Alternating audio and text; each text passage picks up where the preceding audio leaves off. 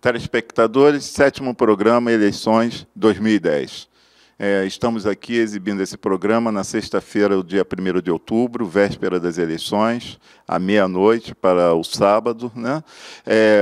Nesse programa estaremos dando ênfase, novamente, procurando orientar o eleitor no seu voto, nesse dia que é o processo democrático, maior presença do processo democrático com a participação do povo nesse momento, e divulgar que terminou quinta-feira a exibição de 10 programas que realizamos dentro da TVC Rio de Janeiro. 10 programas com vários debates com deputados estaduais e federais, candidatos de vários partidos, de uma forma ampla e democrática, sobre os temas segurança, desenvolvimento econômico, energia, discutindo o pré-sal, sobre educação, sobre cultura, espaços que a mídia, a grande mídia, não tem colocado os debates dos candidatos locais em relação aos temas do Estado do Rio de Janeiro. Nós fizemos 10 programas de duração de 1 hora com vários candidatos e reprisamos e exibimos eles às 7 horas a cada noite, e na quinta-feira dessa semana terminamos a exibição desses programas. E também alertamos que no dia da eleição estaremos fazendo um programa ao vivo sobre a apuração das eleições no dia 3 de outubro. Estejam alertas sobre a programação da TV Comunitária Rio de Janeiro nesse dia. Bem, hoje eu sou o apresentador, né, Nilton Soares de Souza, do Sindicato dos Sociólogos do Estado do Rio de Janeiro, uma das entidades que compõem o quadro da TV Comunitária Rio de Janeiro, e aqui estamos tendo os nossos convidados, o Reinaldo Cunha, que faz parte de uma das entidades dos quadros da TV Comunitária, a Associação Universitária Latino-Americana, e é o nosso coordenador também de programação, o professor Brasilmar Ferreira Nunes, sociólogo, professor do Departamento de Sociologia da Universidade Federal Fluminense, novamente contribuindo com o nosso convite, atendendo o nosso convite com a realização desse programa, e, como sempre, desde o início das nossas programações, o estudante de Ciências Sociais da Universidade Federal Fluminense, André Luiz, que faz parte da empresa Júnior Analítica da UF. Então, vamos começar. O primeiro bloco vai discutir as eleições presidenciais, mantendo a dinâmica que viemos seguindo desde o primeiro programa, e depois faremos um intervalo para o segundo bloco, que estará discutindo as eleições do âmbito local, no estado do Rio de Janeiro. Bem, começando as eleições do ponto de vista, senhores convidados, sobre a eleição presidencial, nós estamos na véspera das eleições. Em relação à orientação do ponto de vista de como é que o eleitor pode não desperdiçar, não jogar o seu voto na lata do lixo, né? Não desperdiçar esse momento democrático em que a população tem a oportunidade de se fazer, de colocar a sua voz, como é que podemos pensar, ajudar o eleitor, claro que não orientar no sentido de qualquer candidatura, mas do ponto de vista formal do processo eleitoral, do ponto de vista formal da democracia, as eleições presidenciais. Como é que vocês veem a trajetória que foi seguida até esse momento, na véspera das eleições? Queria começar com o professor Brasilmar, dando o início a esse debate. Bom, eu queria primeiro agradecer mais uma vez o convite, dizer da satisfação de estar aqui participando desse debate. E, rapidamente, porque nós não temos muito tempo, eu só queria chamar a atenção o seguinte: eleições gerais para presidente da República, deputados e senadores, e governadores e deputados estaduais, é um momento particularmente ímpar no ponto de vista da política nacional. Significa que eu tenho a impressão seguinte: tem muita gente que vota, que são ainda jovens, que têm a partir de 16 anos no Brasil, já se vota. E muita gente que não vivenciou o período que o país atravessou durante 20 anos de um profundo controle político, os partidos não podiam se organizar, as ideias não podiam ser debatidas, e às vezes eles não têm muito clara a importância do que significa um espaço democrático que são as eleições gerais como essa que nós vivemos até agora. Então eu queria, num primeiro momento, chamar a atenção para sensibilizar, sobretudo a camada mais jovem, da importância do momento político que o país está vivendo. Eu acho que isso vai trazer mudanças, mais uma vez, na política nacional, vai trazer mudanças na presença do Brasil no cenário da política internacional, provavelmente vai trazer mudanças na condução dos assuntos internos do país, da política social, das políticas públicas em geral, e o voto é um ato soberano que cada um de nós pode exercer sem nenhum perigo de ser, de alguma forma, identificado. Portanto, não precisamos cair nas armadilhas de ameaças muito frequentes em determinados currais eleitorais tradicionais no Brasil. Podemos votar consciente e, sobretudo, analisando as propostas dos candidatos. Tá? O problema é, em vez de ficar analisando processos escusos, que muitas vezes a campanha está levando um pouco para essa direção, tentar identificar nos candidatos que se apresentaram quais são, de fato, as verdadeiras propostas para a sociedade brasileira. Acho que, no primeiro momento, acho que está bom, né? Depois... Gostaria de passar para o André Luiz, da Analítica da UF, o seu ponto de vista a respeito desse processo que está à véspera de ocorrer nesse domingo. Então, Newton, os demais colegas, o Reinaldo, o Brasilmar, o telespectador que tem acompanhado a gente desde o primeiro programa, viu a gente um pouco nervoso no começo, era uma iniciativa bem inovadora da TVC Rio. Eu não me lembro de ter visto nada semelhante na mídia aberta, né, nas grandes televisões. E o telespectador que tem nos acompanhado viu que a gente tem tentado mostrar para o eleitor, debater, dialogar um pouco com ele entre nós, trazendo várias opiniões, ideias, pontos de vista diferentes sobre a eleição e o processo eleitoral. Chegando às vésperas do pleito, né, a gente já vai exercer o nosso voto, a gente tem que esperar do eleitor a consciência, né? Mas isso não depende só da gente, depende muito do eleitor, né? E a gente espera dele que ele exerça mesmo essa democracia, como o professor Brasilmar falou. Ele não precisa ter medo de ter algum controle. A própria justiça eleitoral brasileira é bem eficiente, até referência em alguns pontos para os Estados Unidos e outras democracias do nosso planeta. E o eleitor, ele tem que ter, se ele acompanhou nossos debates, né, e tem informações, ele deve conseguir exercer o voto dele de uma maneira até consciente. Mas a grande chave aqui na questão da consciência, da prática da democracia, do voto em si, é a informação, é a cidadania, é exercer o conhecimento dele, a educação que ele recebeu. E aí vem aquela questão maior. Se o voto está sendo ruim, será que a cidadania está ruim, a educação está ruim, a formação dele como indivíduo, como pessoa está ruim? Se o voto está bom, será que a educação está boa, a cidadania está boa? Eu acho que o eleitor tem que pensar nisso, nós temos que pensar nisso, a sociedade tem que pensar nisso. E nesse primeiro ponto, eu acho que consciência seria, para mim, nesse sentido. Obrigado, André.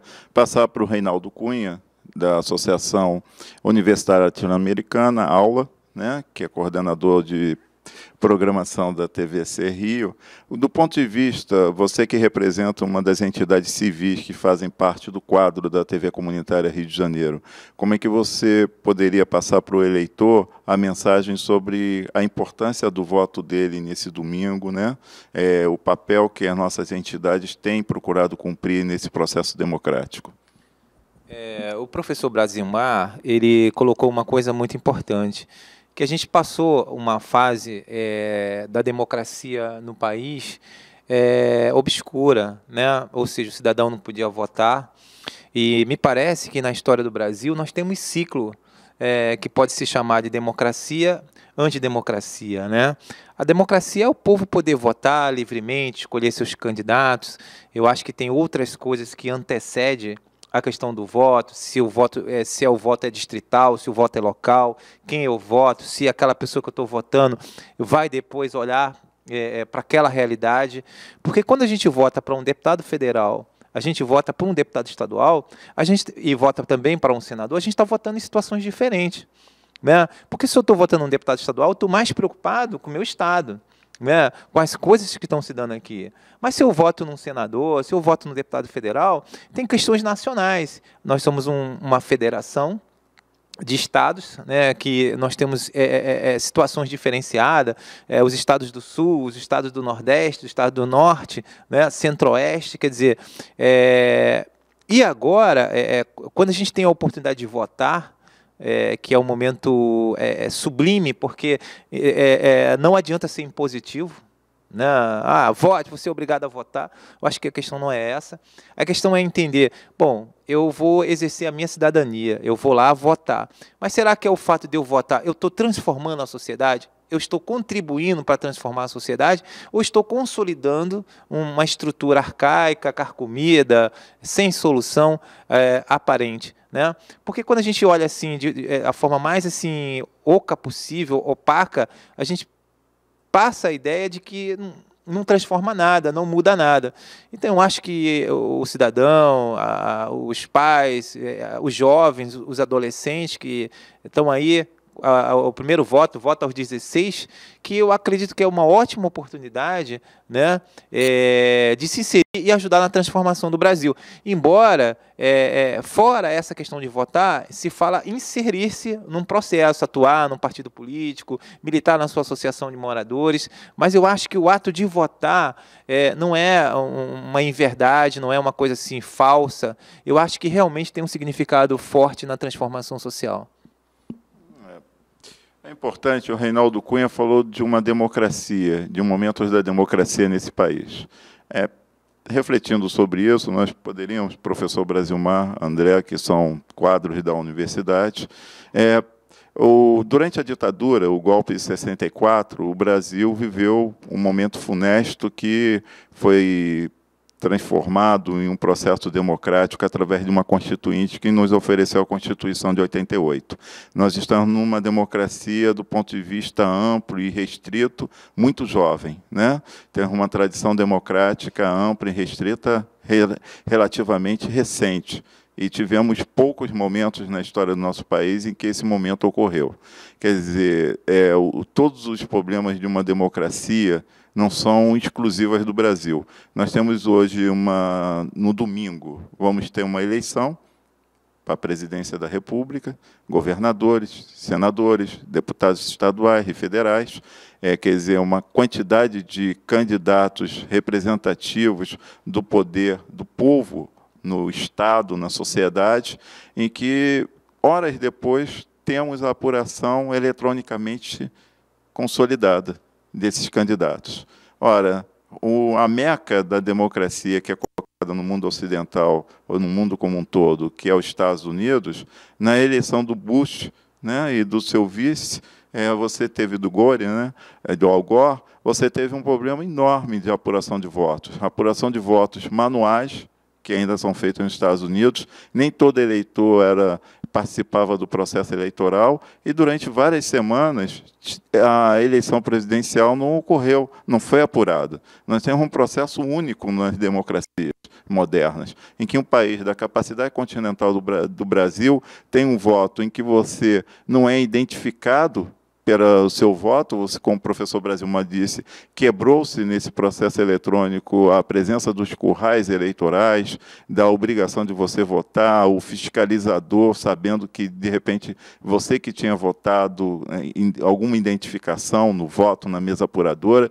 Isso, quer dizer, avançamos. A nossa democracia, do ponto de vista formal, talvez seja mais avançada do mundo moderno, para a quantidade de eleitores que nós temos aqui. Nós não somos uma Suíça, não somos uma Suécia e tal, mas não dá para comparar o número de eleitores desses países, que já têm uma democracia mais consolidada, com a quantidade de eleitores e a população que é de um país como o Brasil, né? Então, nesse processo democrático, a ditadura em 64, nós tivemos uma participação restrita, mas houve uma participação em que, pelo menos no MDB, os deputados podiam ser eleitos, e foi uma esquerda organizada dentro dos moldes que a ditadura colocou, que ainda pôde se colocar dentro de um processo parcialmente democrático, lutando por uma democracia ampla que nós estamos vivendo nesse momento, né? E tantos que muitos daqueles deputados estão hoje se renovando no voto. Os que foram tradicionais, que não morreram na luta, Ulisses Guimarães, por exemplo, que foi um dessas personagens, outros que morreram, né? Ulisses Guimarães, que foi um dos maiores defensores da Constituinte, teve sempre eleito por São Paulo, mesmo dentro da ditadura, lutando contra a ditadura dentro do Congresso. Então, eu acho que se o processo democrático é recente, isso não significa que a gente não tenha tido participação eleitoral que seja recente, é antiga. Só que as mudanças para a nossa sociedade, que vão estar expressas nesse voto, a gente teve colocar para os candidatos, os convidados, né? Que o IBOP, nessa semana, fazendo um levantamento sobre o projeto Ficha Limpa, apurou que em várias classes sociais, na parte do país, aproximadamente 70% da pesquisa apurou que político, para a população em geral, é uma personagem que quer se dar bem na vida, entrando na política. O que a gente poderia dizer a respeito disso? Porque se essa noção de senso comum que vem do povo, de que político é para se dar bem na política, como é que a gente pode orientar o eleitor para que o voto no dia 3 de outubro não seja pensado dessa maneira, que o seu voto seja um desperdício para a sua participação? Professor Brasilmar, por favor. Bom, eu acho que, antes de entrar diretamente na sua questão, eu gostaria de retomar esse aspecto que o Reinaldo chamou a atenção. As eleições atuais, agora, depois da manhã, né, domingo, vão ser umas eleições extremamente diversificadas. Quer dizer, nós vamos votar em pessoas que vão ocupar cargos com responsabilidades distintas. Então, isso é muito importante, temos que ficar atento a isso. Uma coisa é votar para um deputado estadual, um governador, um deputado federal, um senador e um presidente da República. São níveis de decisão, são níveis de ação política, níveis de ação pública bastante diversificado e cada um com as suas especificidades. Então, nesse sentido, eu tenho a impressão que é fundamental, mais uma vez, insisto, ver se o candidato que eu estou escolhendo, ele atende ao que eu tenho como expectativa de um político naquilo que ele se propõe a fazer, se ele vai ser estadual, se ele vai ser governador, se ele vai ser deputado federal, senador ou presidente da República. Isso é importante. Parece complicado, mas não é. A gente, de uma certa forma, a gente vive sobre os impactos das decisões que são tomadas na política, ou no parlamento, ou no Congresso, ou no executivo, não importa. Mas nossa vida diária, nosso cotidiano é permanentemente atravessado por repercussões destas decisões que são tomadas, muitas vezes, em decorrência das nossas escolhas em momentos cruciais como esse. Então, eu queria voltar a isso, chamar a atenção para esse aspecto. Agora, esse aspecto de que a pesquisa indica que o brasileiro, em geral, considera os políticos pessoas com segundas intenções, vamos dizer assim, para não dizer outras coisas, é meio tradicional no Brasil, porque isso tem um pouco a ver com a nossa história política do Brasil desde a República. Tradicionalmente, nosso país sempre foi governado por grupos muito restritos do que a gente poderia chamar de elite política, né? Que tradicionalmente são os mesmos, vamos dizer assim, os mesmos grupos sociais, os mesmos grupos econômicos, os mesmos grupos políticos, e com raríssimas exceções, em alguns momentos muito breves da nossa história, se sentiu processos de mudança um pouco em outras direções. Não entro no mérito se foi para o melhor ou para o pior, isso fica a critério da consciência de cada um, dos impactos que isso produziu na vida de cada um, mas o processo de mudança no Brasil, ele, na verdade, é muito lento. A gente percebe isso historicamente, quando a gente faz uma avaliação histórica. Então, a gente só vai tentar, a gente só vai conseguir suplantar essa característica de que político é alguém que quer se dar bem na vida e a carreira política vira uma das alternativas possíveis, com a história mesmo, né? com o processo político que vai se renovando ano a ano, eleição após eleição. Eu tenho a impressão que, por exemplo, ontem, na semana passada, né, o Tribunal Superior não aprovou ainda a ficha limpa, ficou de decidir isso posteriormente, eu não sei quando eles vão decidir, mas eu tenho por mim que uma decisão desta natureza não pode demorar muito, ao risco de colocar em xeque e, de uma certa forma, comprovar essa tese de que a política é lugar de pessoas com interesses escusos. Tá? Que eu, particularmente, não considero que isso é regra geral, mas também não sou ingênuo o suficiente para não achar, para não saber, para não ver, não conhecer um pouco da história brasileira, para saber que tem pessoas que fizeram a sua vida, do ponto de vista material, inclusive, fazendo política. Para mim, política é mais vocação do que profissão, né? Então, depois a gente volta a isso. Então. André Luiz, da Analítica, empresa júnior da UFO, por favor, sobre a questão dessa expectativa de uma pesquisa do IBOP na semana passada, né, sobre o projeto Ficha Limpa, e com a expectativa da população em relação ao perfil de um político. Como é que você vê essa pesquisa refletida no senso comum? Então, Nilton, eu acho que eu vou tentar amarrar várias coisas que a gente já tem colocado aqui, até de outras discussões anteriores, que é a seguinte: se a política fosse algo tão ruim, um fardo para o político, ele não indicaria os filhos dele para seguir a carreira política. E às vezes dois, né? Seria duas gerações, três de políticos, porque a gente não quer nada de ruim para os nossos filhos. Então, como a política é algo bom, e como o professor Brasilmar falou, algumas pessoas já conseguiram acumular riqueza devido ao cargo político, fora outras coisas que eles conseguiram também, ele acaba indicando o filho, ou então ele já é filho de um político, é neto de político, e vai seguir uma carreira que vai se perpetuando, né? E outras coisas que a gente tem que até levar em consideração, por exemplo, nessa questão do IBOP, e sobre qual é o objetivo da política, é a educação, porque a população espera uma coisa da política, mas só que quando o cidadão passa de eleitor para o político, ele vai entrar na política, às vezes ele parte daquela consciência de que eu vou transformar, só que ele começa podendo entrar na política, podendo acumular, podendo subir de vida e fora outras coisas, ele começa a entrar no jogo, né? Como os outros. Ele criticava e agora faz parte do sistema. E isso é meio complicado, porque a educação é fundamental para isso. Porque, em alguns casos, quanto menos educação as pessoas têm, já tem até estudos da ciência política que falam sobre isso, as pessoas que têm menos educação esperam menos da política. A política é algo assim, como se fosse um mercado mesmo, é uma profissão, eu vou acumular, eu posso tudo, e a pessoa não tendo esse discernimento, essa crítica, ela vai esperar que o político faça aquilo mesmo. Ele fazendo o errado, transgredindo as leis, ele está fazendo o que é o esperado. E ele, se for para a política, vai fazer a mesma coisa, porque é o que espera.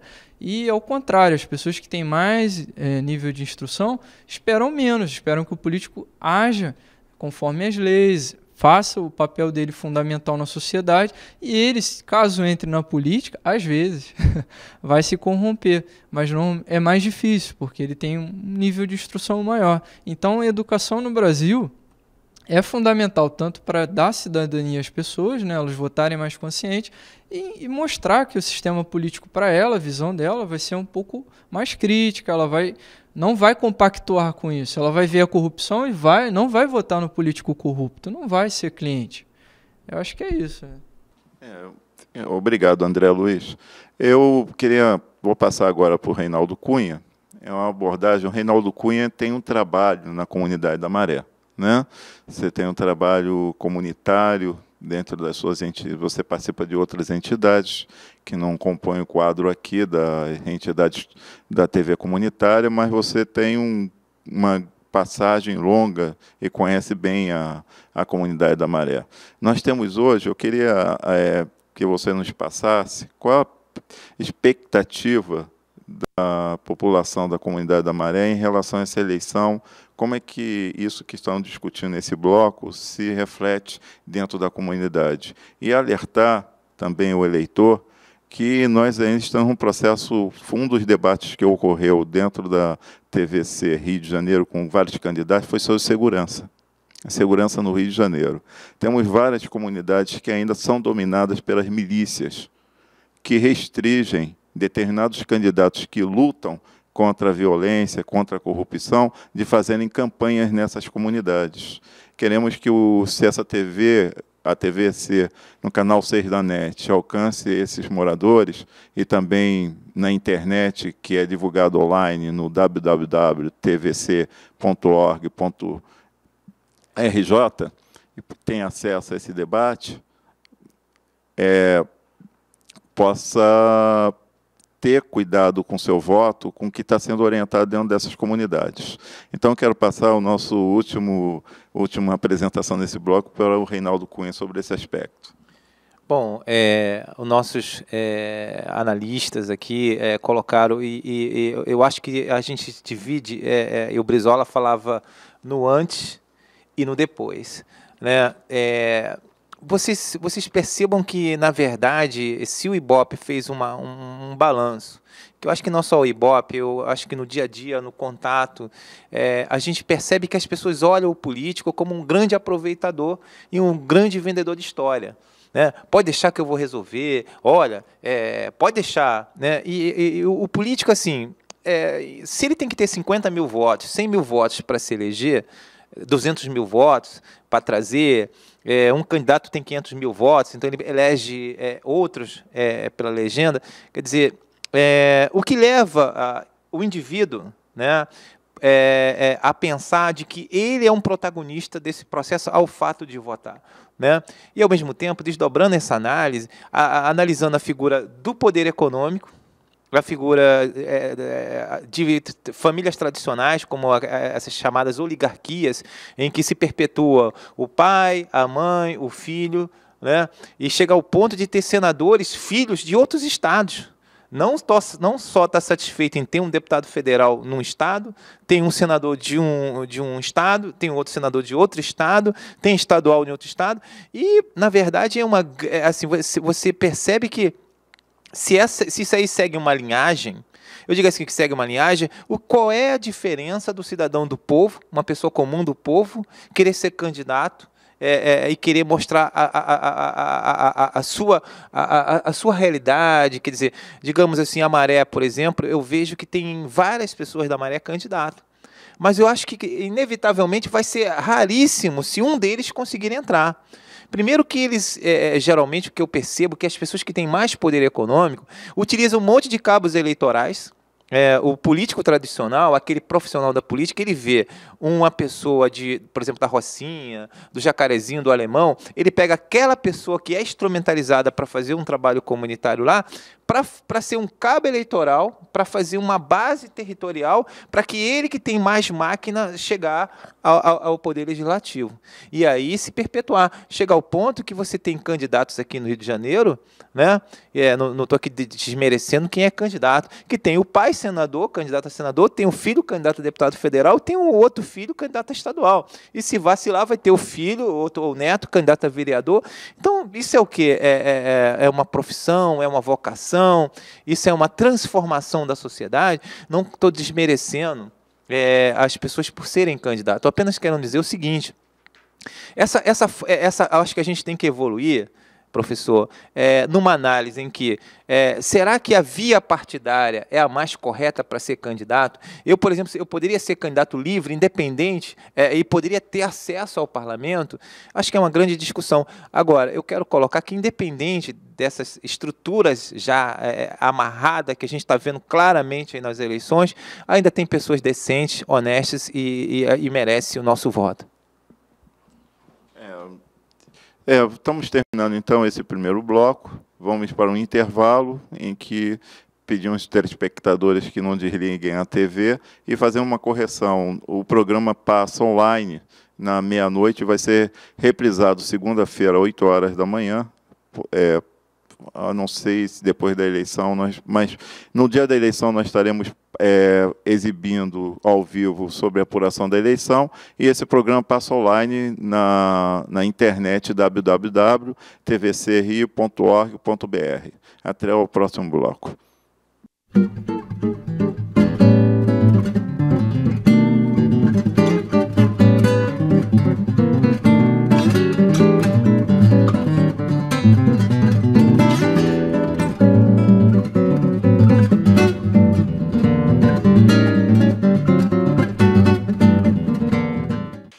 Como é fazer esse trabalho aqui na rua diariamente? É bom, mas é um pouco cansativo, principalmente quando o tempo não ajuda. O tempo interfere no seu trabalho? Isso, quando o sol está quente e quando chove muito também. Quando venta, a placa voa. E o que você faz? Segura a placa. Você está participando pela primeira vez nesse tipo de trabalho? Não, eu já trabalhei em outras campanhas. Da mesma forma que essa ou de outra maneira? De outra maneira, só panfletando, em pé o dia todo. E o que é melhor, panfletar ou tomar conta do cartaz? Conta da placa.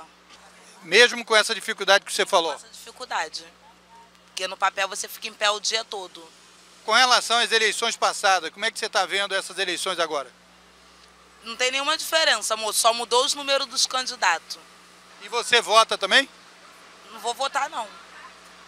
Eu voto, mas não vou votar.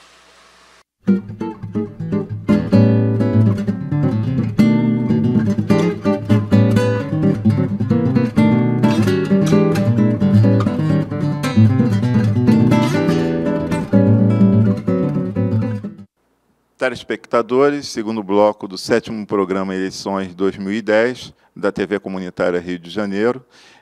Nesse segundo bloco estaremos abordando a questão, orientando a importância do voto do eleitor para as eleições locais, orientando do ponto de vista formal de não desperdiçar o seu voto, que não vote nulo, que não anule o seu voto, né, que aproveite esse momento para que possa fazer uma mudança dentro da linha do primeiro bloco, que se nós temos algumas oligarquias ou várias tomando conta da política tradicionalmente, o voto é a possibilidade de mudança desse processo, mudar a cara da política, passa pelo voto do eleitor, pela participação popular, é o momento mais rico da participação popular no processo democrático. E, nesse segmento, estaremos, então, abordando a questão local do âmbito do nosso Estado, Rio de Janeiro, né? Os candidatos de governador, passando para senadores, deputados federais e deputados estaduais. Como é que está a perspectiva na véspera dessa eleição que deve ocorrer nesse domingo? Como é que foi a trajetória, como é que a gente está vendo esse momento final do ponto de vista da política, da participação popular nesse processo? Queria, então, começar o debate, que nessas últimas campanhas, nós temos visto pela nossa cidade do Rio de Janeiro várias placas, né, de candidatos que, de uma hora para outra, surgiram de uma forma inédita, quer dizer, com uma expressão de campanha, exércitos de panfletários, né, que divulgam panfletos, como o nosso colega Reinaldo falou no bloco anterior, de instrumentalização de cabos eleitorais de pessoas influentes na comunidade que tem que acabam servindo a esses interesses de uma forma profissional mais do que do ponto de vista ideológico, né? Como é que nós podemos pensar um processo eleitoral em que o processo da campanha eleitoral ainda está concentrada na mídia, no ponto de vista da exibição do candidato? A possibilidade do eleitor votar nele passa pela proporção dele poder se viabilizar, de se colocar visível dentro da sociedade. E isso envolve uma questão econômica do candidato para poder alcançar esse número de eleitores. Como é que nós podemos pensar numa campanha em que o poder econômico ainda exerce um papel na perspectiva de projeção de um candidato, quando a própria TV tem poucos minutos para um candidato, como você falou, da favela da Maré, né? Não é mais a favela, a comunidade da Maré, em que o candidato local, por não ter expressão econômica, dificilmente vai ser eleito.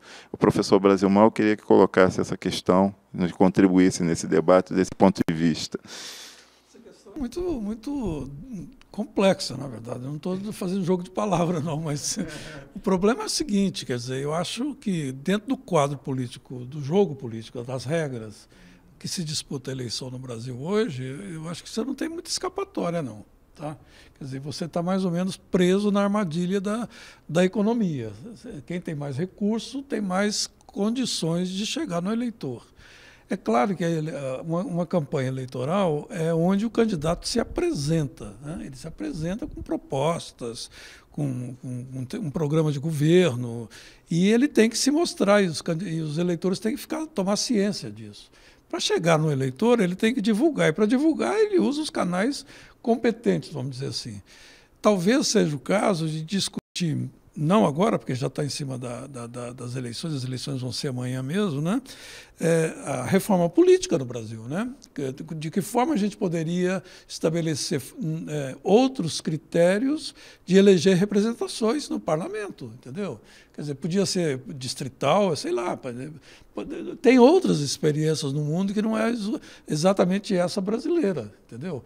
No meu entendimento, a lógica da política brasileira ela tende a beneficiar candidatos ou estruturas político-partidárias com mais poder econômico.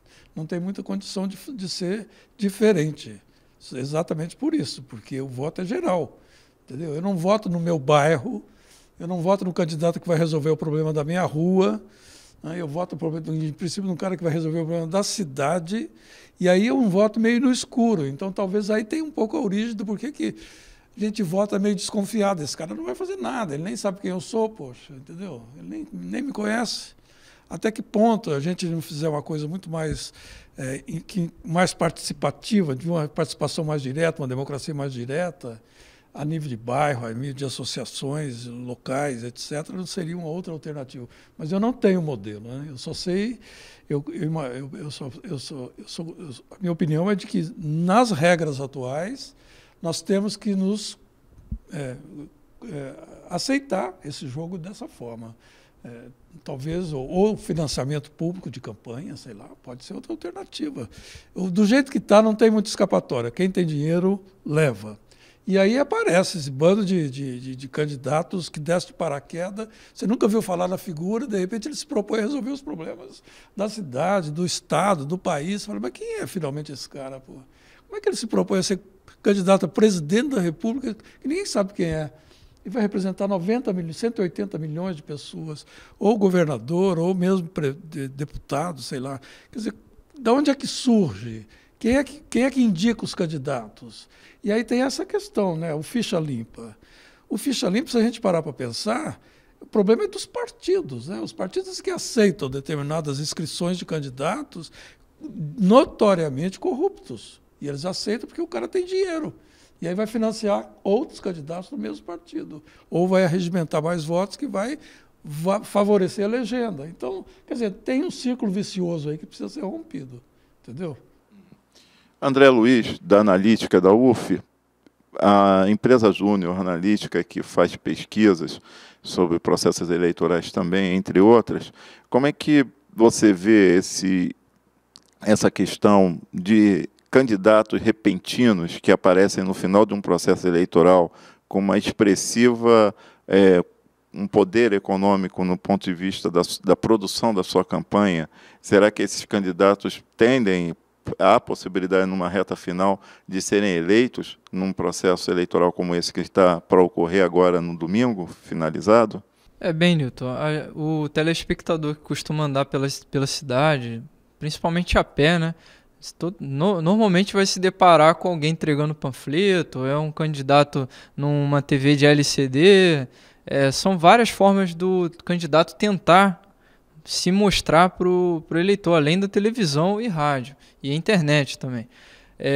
O eleitor com certeza vai ter se deparado com esse tipo de situação. Mas aí, isso é uma questão interessante. A gente pode pensar que o poder econômico fala mais alto, e fala mesmo muitas vezes, porque dá mais suporte para o candidato, um suporte assim, no sentido de estratégia de campanha. Ele tem mais logística e margem de manobra para entrar em contato com o eleitor, tentar formar as políticas dele. Só que o candidato colocar placa à torta e à direito não necessariamente vai gerar voto. Por quê? Porque tem regiões que não tem a demanda que normalmente o político profissional vai chegar lá e vai tentar colocar em pauta. Por exemplo, uma comunidade pode ter um problema na questão do transporte público, o acesso a determinadas regiões da cidade, pois as linhas não acessam as áreas que a população julga estratégica. Só que o político chega lá falando de prisão perpétua. E para a população local, isso não é uma demanda, não é prisão perpétua. Esse tipo de pauta não é a que elas têm. E colocar placa à torta e à direita, por exemplo, colocando em encosta, em casas, onde ninguém vai ver, uma placa pequenininha, isso não tem nada a ver. Mas o que eu analiso é que isso é uma forma do político e do partido marcarem território. Em determinadas regiões que têm placas de um determinado candidato ou de uma determinada coligação, mostra que ali é da coligação, é daquele partido político e não de outro. Por quê? A gente sabe que o militante, a pessoa que trabalha colocando a placa, ele coloca a placa, às vezes com a anuência do dono da casa, do terreno, do que seja, e não tenha de outro candidato rival ou de coligação rival. E quando tenta colocar, eles arrancam. Então é uma briga política na rua. Não chega, às vezes até chega na via de fato, de brigar. Eu já cheguei a presenciar cenas onde as pessoas discutem. Porque, eu queria colocar a placa, mas eu cheguei primeiro e tudo mais. O eleitor vai se deparar com isso. E às vezes ele não vai guiar o voto dele, não vai votar só porque tem uma placa na rua dele ou na casa dele.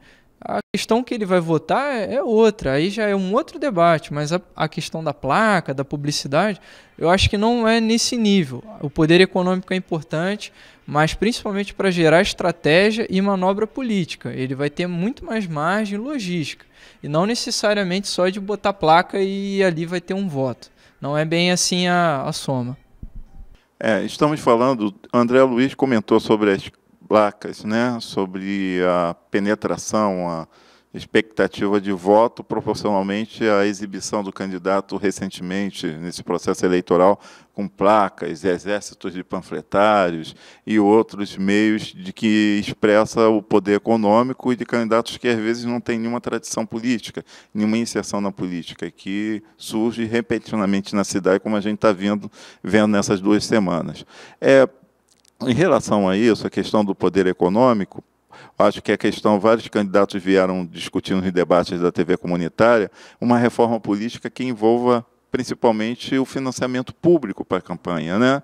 E que seja rediscutida as coligações em que pequenos partidos não possuem espaço na TV para se expressarem. Fazendo uma análise da política norte-americana, não existe espaço gratuito para a campanha política na TV, que no caso aqui nos Estados Unidos, toda a campanha na TV é paga e é bem cara. Os partidos se organizam 2 anos antes para arrecadar fundos. Todo o processo, o poder econômico se coloca com bastante presença.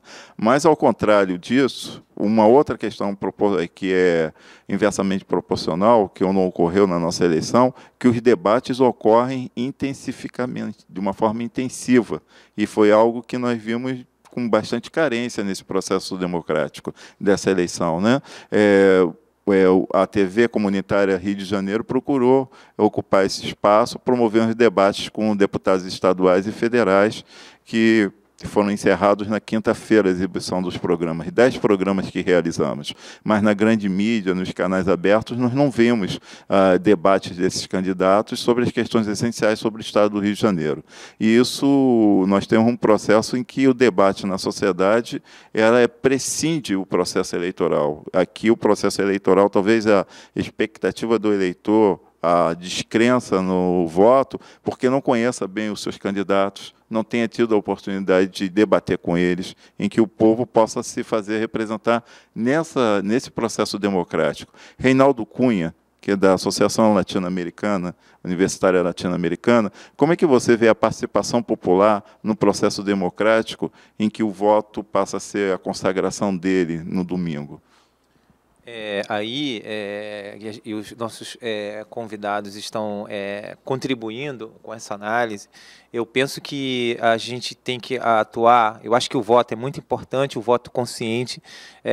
Votar consciente não é simplesmente receber uma benécia, né? Porque pela minha análise, pelos meus corredores aí que eu ando e conversando com as pessoas, passa-se a impressão que o bom político é aquele que dá alguma coisa. É aquele que faz alguma coisa com caráter social, que ele possa cortar cabelo, que ele possa fazer unha, que ele possa fazer fisioterapia, que ele possa fazer alguma coisa. Quer dizer, está muito associada a isso. Eu acho que a própria Justiça Eleitoral tem tentado mudar esse quadro, tem informado o eleitor de que não venda seu voto, mas se a própria população não tem claro, né, e as pesquisas também apontaram que boa parte, 70% a mais, não sabem quem votou de uma eleição para outra, então você subentende de que essa forma de massificar a imagem do candidato em territórios, né?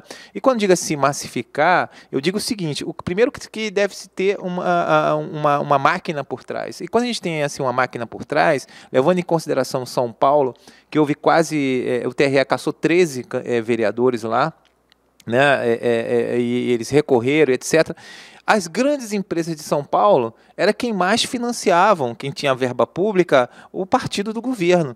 Então você imagine que você tem um financiamento público, porque a eleição não é de graça, né? Você tem a mídia, você tem de uma parte dos impostos, os partidos recebem uma certa verba.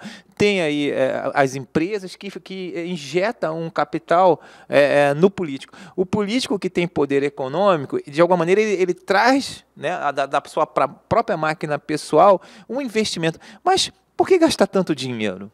Né?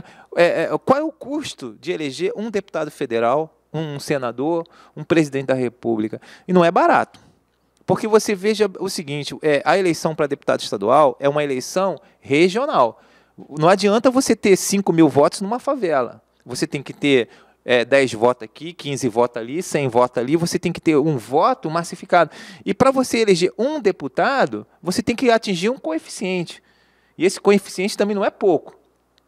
Para uns 180 mil, para outros pode ser 200 mil, você tem a coligação de partidos. Então, esse voto estratificado, quer dizer, e eu, que sou uma personalidade política, que tem um projeto político, como é que eu vou atingir?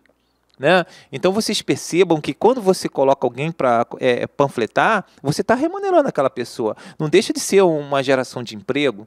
Para muitas pessoas, isso é geração de emprego. Eu estou colando cartaz, eu estou fazendo panfletagem. E outra coisa que a gente não conseguiu resolver, é proibido boca de urna. Agora, vocês percebam, eu provo para vocês agora que no dia 3 de outubro a cidade vai estar emporcalhada de papel no meio da rua. Mas jogam papel de avião, todas as esquinas tem papel. E me parece que, assim, já que o eleitor não sabe quem votar, então ele pega o primeiro papelzinho lá e vota. Então, por isso que, assim, eu acho que essa identidade tem que mudar. Então, a gente vai ter que discutir sério o que é financiamento público, né? A gente vai ter que criar, dentro da escola, a questão da cidadania, do voto, né? Do surgimento do quadro popular, né? Como é que surge o candidato? Né? Como você falou antes, a gente num bloco aqui conversando informalmente, você tem os sindicatos, você tem as associações de moradores, você tem os movimentos populares, você tem o partido político. Nós não podemos dissociar essas pessoas da sociedade, mas e que essa pessoa, a ser o representante de um movimento social, ele passa a ser um protagonista, né? E você tem aí a bancada ruralista, a bancada das seguradoras, né? Então você tem segmentos, né? E que esses segmentos eles se articulam a nível nacional, dos usineiros, né? Então, então a gente não pode pensar de que esses grupos econômicos não têm interesses claros dentro de um Congresso Nacional, dentro de uma Assembleia Legislativa, né? Então isso é uma coisa que a gente ainda vai ter que evoluir, essa discussão. Eu acho que é uma questão de que a gente passa por um crescimento político, ideológico. Agora, passa sim, aquele indivíduo que está lá, o cidadão, você que vai votar agora no dia 3, avaliar o seguinte: bom, eu vou tentar votar numa pessoa próxima a mim, com a identidade local, para que a gente possa, na verdade, mudar esse país. E eu torço para que o voto consciente consiga eleger o máximo de candidato transparente, que a gente saiba que não vai vender seu voto quando chegar lá no poder. Vamos fazer a última rodada desse programa. Passar rapidamente para os convidados. Temos 5 minutos para terminar o programa, uns 2 minutos para cada um. Dentro do tempo de 1 hora, sempre é curto para a nossa perspectiva que a gente pretende colocar, 7 programas já. Considerando domingo a eleição, nós temos candidatos que estão, o Ficha Limpa veio como projeto da sociedade, está em curso, mas tem vários candidatos que foram condenados, são notoriamente acusados em processos já finalizados, julgados, não em processo, julgados que entram em recursos e que, apesar disso tudo, terem sido julgados e condenados, mesmo ainda sob égide de recurso a ser apreciado, a população ainda vota, tem uma expectativa de voto nesses candidatos. É estranho a gente pensar numa ética na política quando o eleitor está ainda votando em candidatos que foram condenados. Como é que a gente vê esse processo democrático com que o eleitor se coloca dessa forma, professor Brasilmar? Olha, eu acho que a gente está discutindo muito a esfera da política e estamos esquecendo um pouquinho a relação dela com o social. Nós, na verdade, o Brasil continua sendo um dos países maior nível de desigualdade no planeta. Isso não é qualquer coisa, né? Quer dizer, nós temos uma dose, um quantitativo importantíssimo da população que vota num nível de condições materiais extremamente precárias ainda. Então, veja só, os candidatos sabem dessa situação, eles conhecem bem isso. E eles jogam muito com essa miséria, com a miserabilidade generalizada no povo brasileiro. O que eu acho é que você não resolve isso através de milagre, nem por decreto, entendeu? Quer dizer, isso é um processo, e aí que está a grande questão, quer dizer, isso é um processo político, de última instância é um processo político, e é daí a importância das eleições. Agora, o indivíduo que está, ou a família, o homem ou a mulher, que estão em situações de precarização, eles têm coisas urgentíssimas. Eles não podem esperar daqui 10 anos, daqui 5 anos para resolver problemas deles. Porque eles estão com problema de fome, estão com problema de criança na escola, estão com problema de saúde. E aí, o que a gente observa, na verdade, é que as campanhas políticas, sobretudo de candidatos suspeitos, vamos chamar assim, para não dizer outra expressão, elas se baseiam, sobretudo, em cima da miséria do povo. Tá? Propondo soluções para questões pontuais, cuja solução não é pontual, a solução é estrutural, envolve políticas públicas de ampla dimensão, macros, não micros, e que isso, na verdade, acaba sendo camuflado pela urgência da solução, que as pessoas sentem necessidade de solução, e o indivíduo passa por aquele discurso que é um discurso mistificador, quer dizer, acaba desviando da verdadeira essência da política, que é a discussão do social, da política pública, do Estado, etc, etc.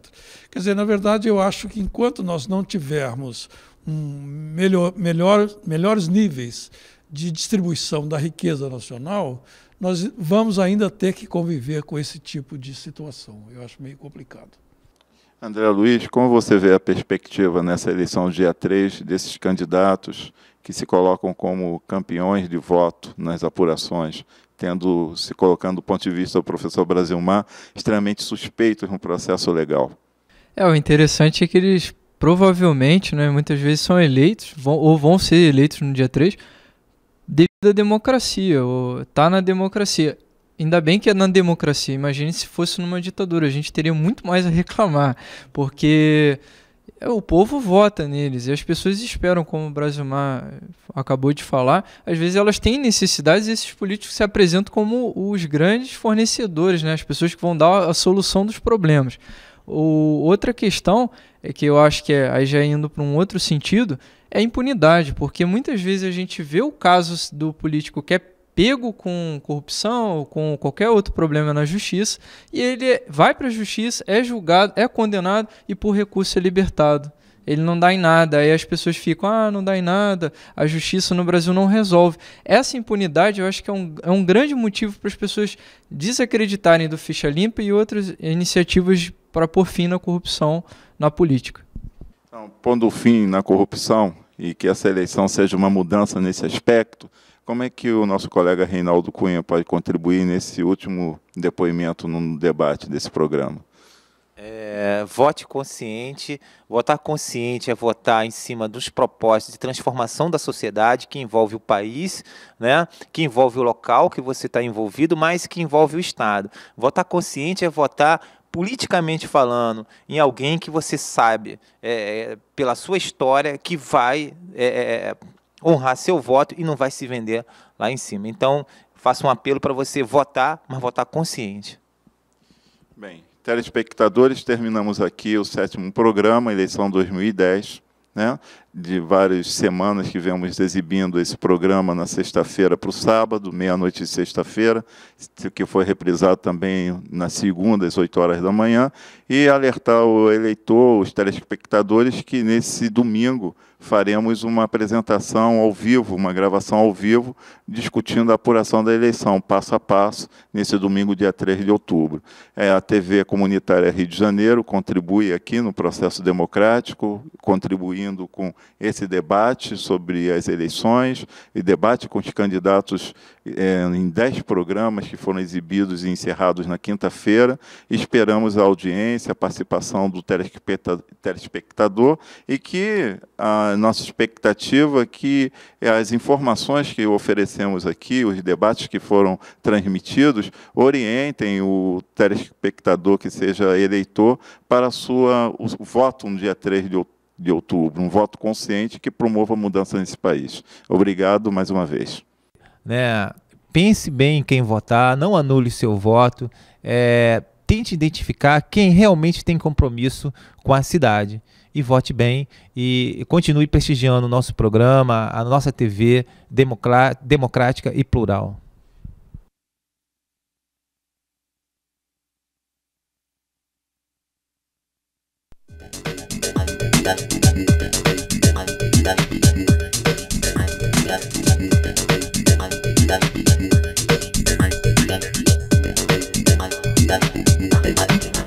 Thank you.